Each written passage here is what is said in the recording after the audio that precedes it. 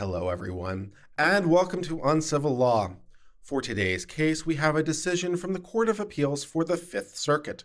This is the case of Vinnie Cook versus the City of Dallas. In this case, a person made a 911 call in a frantic panic because their ex had come to their house to harm them. The police decided not to do very much about it. The person who was on the 911 call was killed. Their estate is very unhappy at this and is suing the police because they didn't do anything about it. Unfortunately, as the plaintiff is going to learn, the police have no duty to protect you, and so there is no liability for the police, even though they ignored the 911 call. So let's hear about this and see what happened. Yeah. This is not new law. This is old law. This is why the Second Amendment people think we have a right to bear arms. Everyone says, why not just call the police? Here's why we don't think that's a viable answer. This appeal arises from Deanne Cook's 911 call to report a domestic violence dispute, the Dallas Police Department's response to that call, and Deanna's tragic death at the hands of her abuser. The plaintiff has sued the defendants, the 911 call center, the police dispatcher who made the call, the 911 call, the police officers who responded to the call, the police officers who responded 2 days after the person had died, and they're alleging violations of 42 U.S.C. 1983. On Friday, August the 17th, 2012, at 10:54 a.m., Deanna, a 32-year-old mother of two, called 911 to report she was being attacked in her home by her ex-husband. Deanna had previously called the police to report the ex-husband's domestic abuse and harassment, both before they were divorced and after the divorce was finalized. On the call, Deanna was screaming at the top of her lungs in fear, crying out for assistance, and screaming, "Help, please stop it," to her attacker. Deanna did not provide her address to Hopkins, the 911 dispatcher.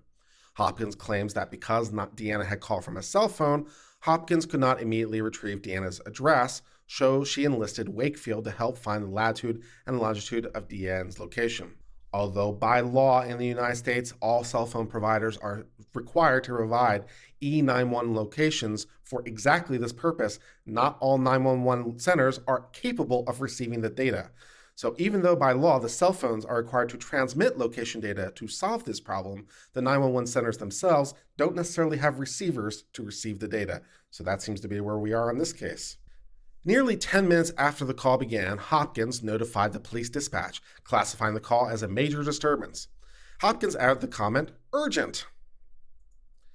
A 10-minute response time in order to find the address is pretty good under these circumstances, so one of the many reasons the police ask you to give a location of your emergency when you call, so they don't have to go through this, because minutes matter. Wakefield, a fellow police officer, instructed Hopkins to hang up the call and to call back after the call went dead. The call went to voicemail. Hopkins did not follow up to ensure that police dispatch had actually sent officers to the residence. Mitchell was the police dispatcher who had received Deanna's. Mitchell was the police dispatcher who had received Deanna's location that day.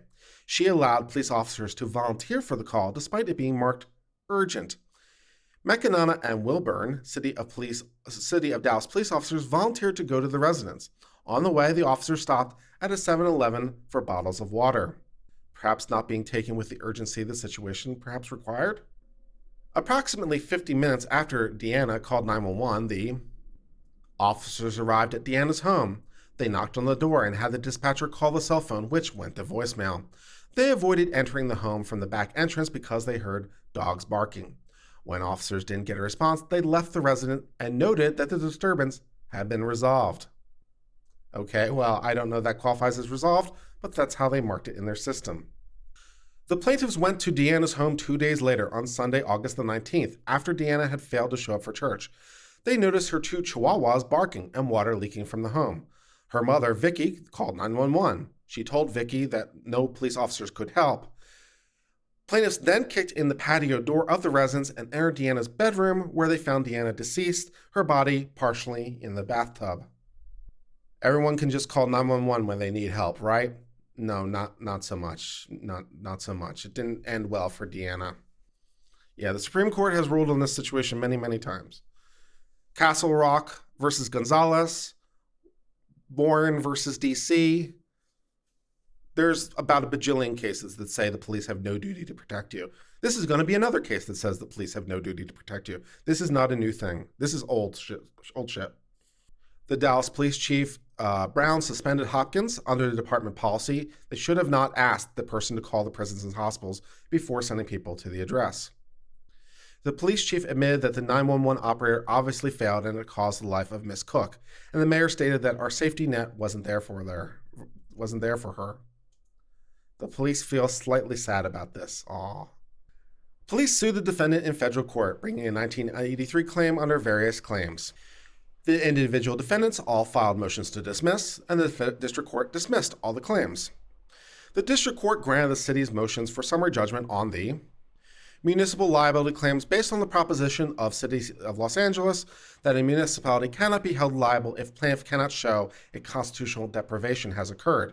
Because the district court already held that none of the individual defendants had violated their rights, the court held there was no claim.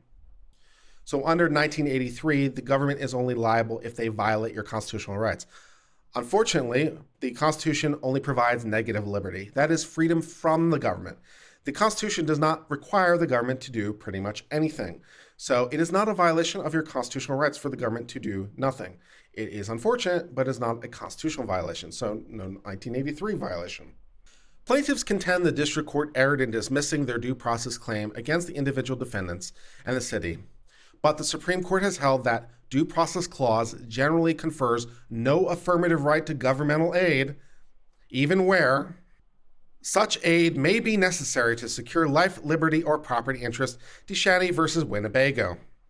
And the failure to protect an individual against private violence simply does not constitute a violation of the due process clause, McClendon versus City of Columbia, quoting DeShaney.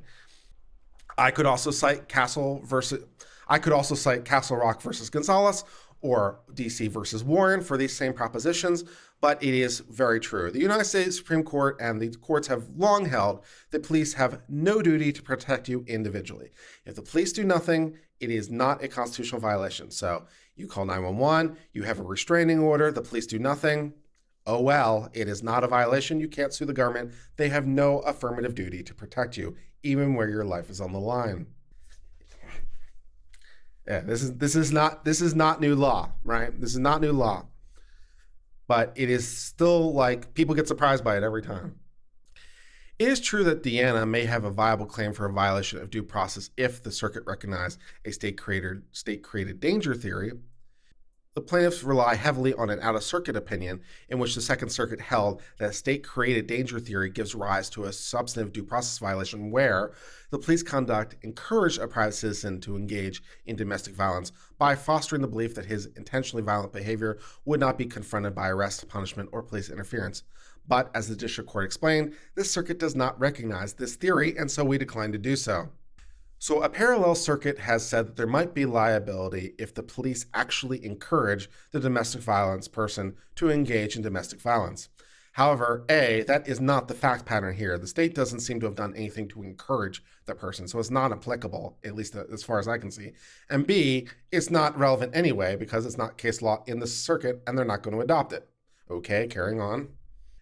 Plaintiffs argue the district court erred in granting summary judgment in favor of the individual defendants based on discrimination for race, gender, socioeconomic background, and status as a domestic violence victim.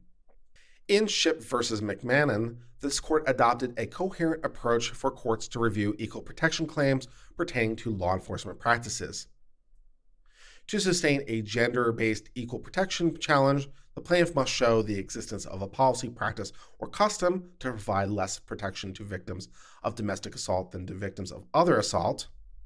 One should take careful note here that if the policy is to protect no one, that is most definitely equal. So there's that. That discrimination against women was a motivating factor, and that the plaintiff was injured by the policy, custom, or practice. Cody Sam says, so they can't go after the cops because of case law. Can they go after the dispatcher? No. Negligent practices? No. No. They can't do any of those things. No one's liable. No one's liable for anything. No one's liable for anything. The police have no duty to protect you. The fact that they were negligent is irrelevant. The fact that they were careless is irrelevant. They have no duty to protect you. No one's liable. Welcome to case law. Yeah. So, in considering qualified immunity here, our analysis turns on the first prong of the qualified immunity inquiry. Have the plaintiffs raised a fact of dispute as to whether the defendants intentionally discriminated? And with respect to the claims based on gender and status as domestic violence victim, or the injuries incurred by an existing policy or practice? Seems like they should be charged? Why? It's not a criminal violation. Things are only criminal like when you take an affirmative action. There's almost no crime. In fact, there may be none. Well, that's not true. There are a few limited circumstances, but there's almost no crime where failure to do something is illegal. So the police just failed to do stuff. It's not criminal. It's not a crime. It's not civilly wrong either. However, on the second prong of the analysis, we find the plaintiffs have failed to raise a genuine dispute, a material fact, as to whether the discrimination against women was a motivating factor. So here the court is saying that you just made a blanket allegation and have failed to show any sort of discrimination on the basis of any of the protected classes. The fact they didn't do anything is just the fact they didn't do anything. You didn't show it was because of a protected reason. Plaintiffs make the same type of argument with respect to their claims that the officers responded to calls from similarly situated Caucasian women or calls from affluent neighborhoods more quickly. For example, plaintiff characterized an "I do not remember" or "I'm not sure" as an admission from the officers. Plaintiff constantly argues the fact that the dispute regarding individual defendants' intentional discrimination against Diana and Vicky exists because of evidence that individual defendants could recognize traits of Diana and Vicky from the call, and the district court made an improper credibility assessment in considering the record with respect to the assertion.